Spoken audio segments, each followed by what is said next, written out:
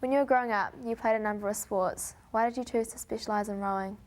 Yeah, I did play a number of sports as I was growing up, and I enjoyed the diversity. I enjoyed learning other skills, and I think in the end it actually all helps what you're trying to focus on. I guess I focused on rowing because I had a lot of encouragement in the sport. I was physiologically suited to it, like I was tall and seemed to have the good numbers, and I got a lot of encouragement and made the right cruise. And I guess it's I saw an opportunity there that I might be able to climb the ladder, and I never dreamt I'd go all the way to the top of winning an Olympic gold medal, but I dreamt that I might sort of make the team above me and so on, until eventually winning national titles became a possibility and so on. So that's why I stuck with the sport and followed it through. How did you feel when you were told to give up rowing at secondary school? Yeah, well, that was pretty early on in the piece, and when I first started rowing I was a bit of a shambles. I was all arms and legs, and wasn't a lot of coordination. And I was in the bottom crew at school, and I remember one particular regatta which was really embarrassing. We only just made it down the course, and the race behind almost caught us up, and my brother came up to me afterwards in front of the whole rowing club and he said, you're a disgrace to the family. That was a bit of a low moment for me, but it was all meant in good humour. And I think you have highs and lows all the way along, and I think the most important thing is what you actually believe in and what you know yourself you can do, and that means more than what other people say to you. Your own expectation is always the hardest, I think, especially when you're competing at the highest level. There's lots of pressure, there's lots of public opinion, but you're the person that gets up and trains every day, and you know what you have to do and you know what you're capable of. So at the end of the day, your own expectations, your own goals are the most important ones. Was it good for you to hear your coaches putting you down? Yeah, I guess people trying to put you down on the way in a funny sort of way. I've always believed in turning adversity into opportunity, and I've always felt that if someone puts you down, it's a really good reason to try and turn it around and prove them wrong. And I guess that motivated me a lot early on. We have our highs and lows in life, and I had a tough time at school in various ways, and rowing was kind of like an outlet for me. And if it's someone else's opinion that's sort of saying you can't do it, I found that pretty motivating. So it determined you to keep kind of going? Yeah, it did, definitely. I was driven by that for probably quite a long time. Not that one particular incident, but there's been others along the way that make you think, well, I've got a point to prove here, and add to the motivation. And if you're passionate and motivated about something, it's half the battle. Who were your role models when you were growing up, and why? Oh, that's a big question, role models. I don't know if I ever really looked up to anyone and idolised any one person in particular. I think as I developed in rowing, I admired certain scullers for their technique and for what they'd achieved. There was a couple of people. One of them was the guy that was the world indoor rowing champion on the rowing machines, just because of his pure brute strength and physiology. I thought that was pretty amazing what he did. But probably the guy I admired the most was an East German called Thomas Lange, and he had won 2 Olympic gold medals, and he was an amazing sculler. He sculled beautifully, and I sort of really admired his technique. And in New Zealand, there's a couple of guys I really looked up to, just rowing guys, Chris White, Ian Wright, and they were mentors for me. They were a lot older. I was the boy when I first turned up at the club scene, and they really helped help me get to a higher level. Were there any key events or people when you were growing up that influenced your career? Yes, I've had some key people influence my career all the way along. I think probably the first person that really sort of lit my flame was a coach at school, a guy called Gordon Trevette, when I was at secondary school, and he just gave me a target, and he said, if you meet this target, if you can do this score on the rowing machine, I'll give you a trial on the first day. And it's funny, I've had some amazing highs in rowing, but I've never had a high quite like that day that I set myself that goal and worked really hard towards it and achieved it. I can still remember exactly where it was, what it felt like. So it just shows that your goals are relative. It doesn't necessarily have to be an Olympic gold medal. When you set yourself something, it's a long way out of your reach, and you achieve it. It's a pretty amazing feeling. And that was. Do you feel goals are important? Yeah, definitely. You've got to have your dreams. I mean, we've all got things that we want to achieve, goals, dreams, whatever they are. You keep them to yourself, and you don't have to go tell everyone what they are, but you can work towards achieving them yourself. And it really motivates the mind. It keeps the right thoughts in there. So I've had, he was one such person, Gordon Trevette. I've had some other really influential coaches since I left school, a guy called Harry Mann, Steve Gunn, and Dick Tonks was obviously a key coach for me along the way. And my wife Sonia, she's been really important too. She's got a critical eye when it comes to rowing, and has often said the right things at the right time to help me get there. For young New Zealand athletes, do you think that it's a good idea for us to keep a note of our goals, or is that more of a mental thing? Yeah, I think everyone's different, and different strokes for different folks is probably a pretty good quote in this respect. And people are motivated by different things, and they're, they think of it in different ways. So for me, yeah, I used to write some of it down. Sometimes it was in my head, and I think when you get really focused and you've got one thing you narrowed in on, you just know what it is, and you could say, just like that, why you think you're going to do it and why you believe you can do it, and that comes down to that self-belief that you've got and why you're actually doing it. So. Many different ways of doing it. The other thing that was really important for me was my mental preparation. So it wasn't just about having goals, it was actually about preparing for it every day mentally. And I believe that we spend hours training our bodies to do something physical, and I suggest that the mind responds in exactly the same way. And if you train your mind, that you'll get the same standard of excellence. So that was really important for me too. Did it help coming from a very sporting family? Yes, it did. Yeah, my family were really sporting. I was probably the most sporty. I was quite possessed with at an early age and really involved. But I think one of the things I was always really proud of is my background of where I came from. I came from a sheep and beef farm in the King Country. I was brought up on the farm, and I think it instilled a really good work ethic. And I was always proud of that. I always felt that complemented what I was trying to do in rowing, and it gave me a sense of pride, that I was from where I came from. What did you do when you found out about your heart condition, and how did you deal with it physically and mentally? Yeah, I've had a funny heart condition for many years. Thankfully I had surgery a couple of years ago, which has made a really big impact on it and pretty much cured it. Having something like that come into your life it's a tough one. I spent several years actually trying to diagnose what it actually was. Probably, I used to think, oh, am I dehydrated, I've overtrained, I'm not tough enough, all those things, and you could give up. And I guess I just kept pursuing it until I found the answer, and I was very fortunate I did actually have it diagnosed accurately and found out what it was. But then the next problem was, well, how do you actually fix it? And I had several years of sort of blundering away really before I found a pretty good solution, which got me through to the Sydney Olympics. But it's been without a doubt a massive hindrance on my rowing career. I'm pretty happy to say it's definitely cost me some big results. I was lucky to win it, well, not lucky, but I feel very proud to have won at Sydney, but I'd like to think there might have been other opportunities like that if I hadn't had this all the way along. It's the reason I didn't go to Athens, was because of that problem. Was it hard to train through it and stuff? Yeah, it's detrimental to your health, and basically the problem is you start racing and then your heart starts beating really irregularly and you can't race. It's like having an asthma attack or something. What things do you need to do now to look after your heart and stay healthy? Well, the biggest thing I've done is I've had heart surgery, and that's made a massive impact on my life. I won't row again, and the main reason is because rowing really aggravates the heart problem that I've got, and I know I've gone to this trouble of having heart surgery, and there's a risk in doing that. And so to go and put yourself under all that pressure and make the problem happen again, it seems a bit senseless. So other than that, it's just leading a pretty well balanced life and keeping the stress out of it, and being relaxed and getting good sleeps and not drinking too much alcohol, things like that. Do you still do fitness and stuff? Yeah, absolutely. Yeah, I'm still full-time with Team New Zealand in the America's Cup, so that's my job now. And I guess I'm fortunate that I've been able to carry on in elite sport and still have an opportunity. It hasn't meant the total end of my career, because they're just two very different sports. One is an extreme aerobic sport, has a big aerobic component. The other one's more sort of strength endurance. So I've been able to carry on with sailing. How did you feel when you were first selected for the Olympics team?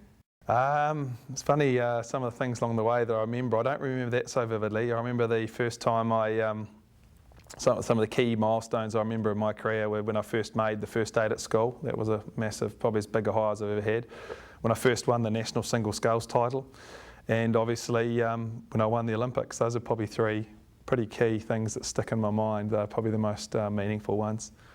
When you went to the Sydney Olympic Games, there was a lot of pressure on you. How did it affect you, and how did you deal with it? Yeah, so when you go to Olympic Games, there's a lot of external pressure. I think for me, the week I lined up to do my race, most of New Zealand's good, realistic gold medal chances had actually been and gone, and I was the last opportunity to do that. And you get asked some pretty simple questions by the media about your expectations and whether you think you can win or not.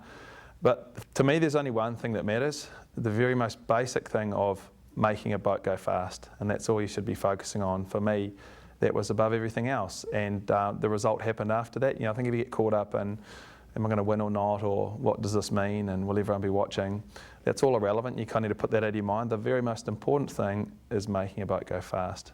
It's above everything else, and that's all I focused on, was that one simple thing. Yeah.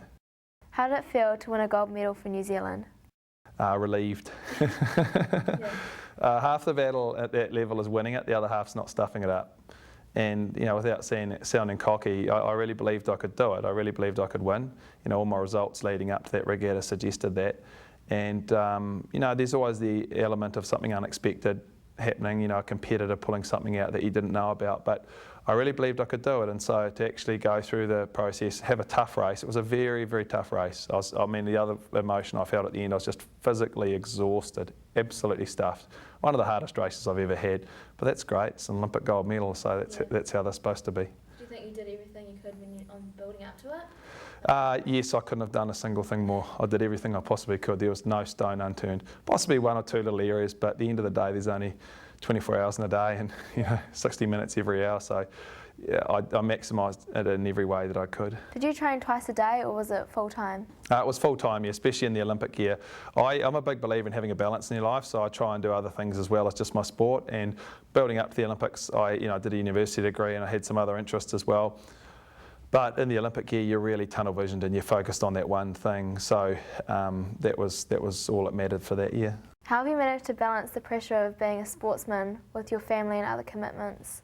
I think there comes a time when you have to sort of make one the priority, and it might be in the final 6 months, might be in the final 2 months. But I do believe that nothing builds success like success, and if one area of life's going well, it sort of encourages you to do well in other areas. And the last thing I needed to be thinking of halfway down the course was, it's all about the gold medal and it all comes down to this rowing, that's all I've got in my life. It's not about that at all. It's about who you are as a person and doing your best. And that might sound strange and a bit soft, but that's how it is. You do your best and the result happens, and that's all I focused on. And so having that balance in life is really important. You realise that win, lose or draw, you're still going to be the next person, that is the same person the next day, and life carries on. Your selection races for the Beijing Olympic Games, men's single scull, were very high-profile media events. What techniques have you learnt throughout your sporting career to deal with this type of pressure? I guess I was probably a bit naughty with all the media profile that event got. I did sign off completely with the media really, because I felt that it was strategically the best thing for me to do. I was just focused on rowing. That's all that mattered to me, and I didn't care, if at the end of it, if I won or lost, what people thought. All I cared about was winning, and it was probably a bit too tunnel visioned in hindsight. I probably should have been a bit more open, but on reflection too, I think the more I got out in the media and the more I spoke, the more that probably motivated the other guy too, So I was aware of that and just trying to keep as low a profile as I could. It's funny, that result was, I didn't get what I wanted. Unfortunately, I had a health problem in the final race, which let me down. But in some ways, I actually look at it as one of my greatest achievements. I'm really proud of what I did. I had 5 months after having not rowed for 7 years, to try and beat the very best guy in the world. And it was a massive ask. I had to lose 30 kilograms because I'd been sailing, and I achieved a huge amount in a very short space of time. I was really proud of what I did, and personally I take huge satisfaction from that event. How did you deal with the challenge of changing from the men's single scull to the men's double scull at the Beijing Olympic Games? Well, I don't know if we ever really nailed it because we didn't win, but we won a few races. We won the World Cup in the build-up to the Olympics, but unfortunately we didn't win at the Olympics. And I guess in hindsight, when you actually go through and analyse critically what was it and what went wrong, there was this thing and that thing and the next thing. But essentially on both fronts, with the single sculls trial and with the double sculls racing, it just came down to trying to do too much in too short a space of time. And I think another year, all those little creases would have been ironed out and dealt to, so you leave nothing to chance. And it's probably the difference between what I did at Sydney and what I tried to do at Beijing. Sydney was the culmination of 7 years build-up. Beijing was the culmination of 10 months. So it probably, shows the difference in the results. Out of all the sports you played, which one was your favoured one? They've all got their highs and lows. I enjoy aspects of all of them. For pure thrill and adrenaline, I love judo. I've done a lot of judo when I was younger. I really enjoyed that. But again, when you first across the line in a single, that's pretty neat.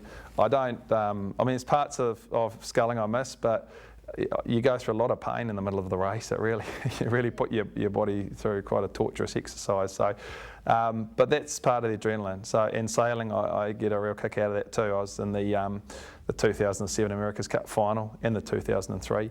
But 2007 would have to be one of the most exhilarating things that's ever happened in my life. You know, these ding-dong races with a lingy all the way around the course, and every exchange the boats would be bow to bow.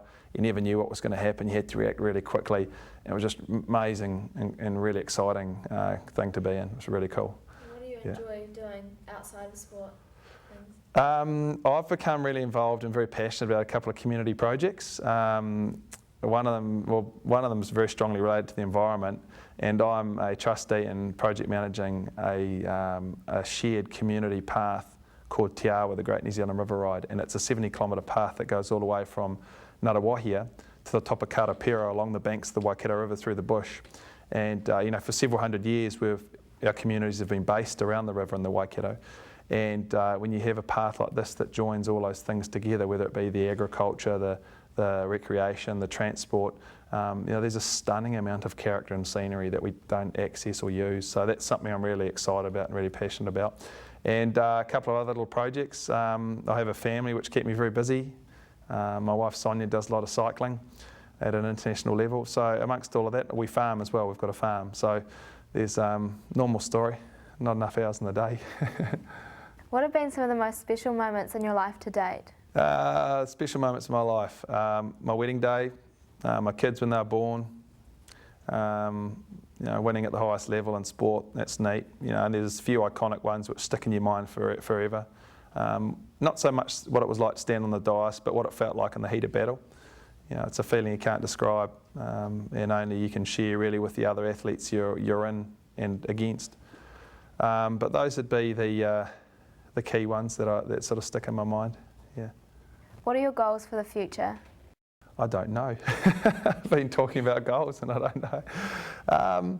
I'm a firm believer in, within reason, following your dreams and what you're really passionate about. And it's funny, since you know, since an early age, I've really sort of feel like I've gone from the frying pan into the fire, in so much as I've done things that I'm really passionate about. You know, I've been to the Olympic Games, then I had this dream of being in Team New Zealand. So I joined Team New Zealand, had a dream of playing rugby, and had a dream of you know, winning the America's Cup again, and then going back rowing. And so one thing's led to another, and now my dreams are with my family and with these couple of projects, environmental projects that I'm working on. And I just really want to maximise whatever ability I've got and to explore that. I guess comes down to what is the meaning of life, and I think it's probably up to every person to define, is to find out what do they really enjoy and what are they good at, and can they maximise that. So that's the challenge. What do you have to say to other young New Zealand sportsmen who want to achieve a similar level of success to you? There's a few key factors along the way. I think one of the first ones is to ask yourself, you know, what are you good at, but what might you be brilliant at? And I think we've all got things in life that we're good at, and maybe as an example, in school you might have one teacher who's really keen on one particular sport, and all the good athletes get herded into that sport, but some of them might be brilliant, they might be Olympic champions at something else. So just ask yourself that process, what am I good at, what do I really enjoy? And you know, what am I suited to? It might not be necessarily sport, it might be something else. Underlying all that, I think there's a couple of key messages which will help you right throughout your life.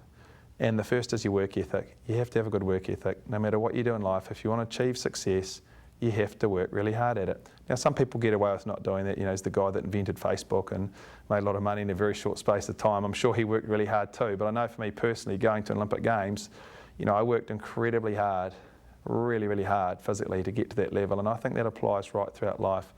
And the second thing I think is really important is not as much as the quantity of what you do, but the quality. And I believe we are what we do repeatedly, and there's no better example of that in a sport such as rowing. And the saying I used to enjoy was, make excellence a habit. And I believe if that's what you do every single day, whether it be in your study or in the sports field, that's what becomes your default, and that's what you produce when it really matters.